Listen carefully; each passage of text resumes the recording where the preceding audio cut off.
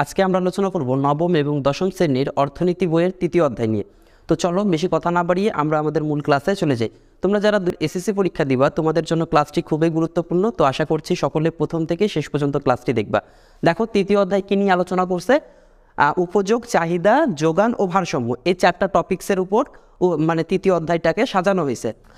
তো আজকে আমাদের আলোচনার বিষয় হচ্ছে উপযোগ। প্রথমটা কি? উপযোগ। আচ্ছা, উপযোগ কাকে বলে? অভাব পূরণের ক্ষমতা সম্পন্ন জিনিসকে উপযোগ বলে। যেমন এই কলম, দেখো কলম এই বোর্ডে লেখার জন্য একটা গুরুত্বপূর্ণ উপাদান, তাই না?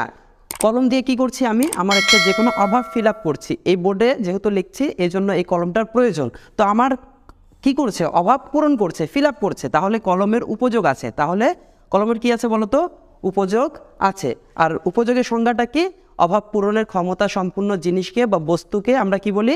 উপযোগ বলছি। ঠিক আছে? আচ্ছা, ক্লিয়ার? দ্বিতীয় হচ্ছে দেখো ভোগ। দ্বিতীয়টা কি? ভোগ। ভোগ কাকে বলে? দেখো, ভোগ বলতে বোঝায় উপযোগ নিঃশেষ করাকে। কি বললাম বলো তো?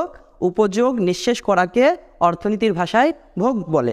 আচ্ছা, এই কলমটা দেখো, যেহেতু অভাব পূরণের ক্ষমতা আছে, তাই না?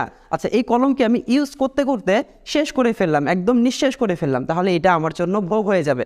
আমরা যেমন কোনো খাবার বাজার থেকে কিনে নিয়ে আসি, যখন খেয়ে ফেলি তখন আমার কি হয়? ক্ষুধার নিবারণ হয়ে যায়। আর ক্ষুধার নিবারণ হলে আমার অভাবটা ফিল আপ হয়ে যায়। তাহলে আমি কি করলাম? খাবারটার উপযোগ নিঃশেষ করে ফেললাম। আর খাবারটার উপযোগ যে নিঃশেষ করে ফেললাম, এটাকে অর্থনীতির ভাষায় ভোগ বলছে। অর্থাৎ উপযোগ নিঃশেষ করাকে কি বলা হয়? ভোগ বলা হয়। একটা জামা বাজার থেকে কিনে নিয়ে আসি, 1 মাস 2 মাস বা 6 মাস ব্যবহার করলাম, তাহলে জামাটার কি করলাম? উপযোগটা নিঃশেষ করে ফেললাম। আর উপযোগ নিঃশেষ করাকে অর্থনীতির ভাষায় বলে ভোগ। আচ্ছা, ভোগ কারা করে? দেখো, ভোক্তা কি করে? ভোগ করে। যিনি উপযোগ নিঃশেষ করেন তাকে কি বলা হয়?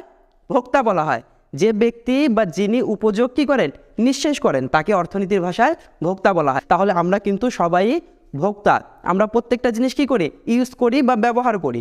আর এই জন্য আমরা অর্থনীতির ভাষায় সবাই ভোক্তা। এই কলম কি ভোক্তা? না, এই কলমটা ভোক্তা না, কিন্তু এই কলমকে যিনি ব্যবহার করবেন তিনি অর্থনীতির ভাষায় ভোক্তা।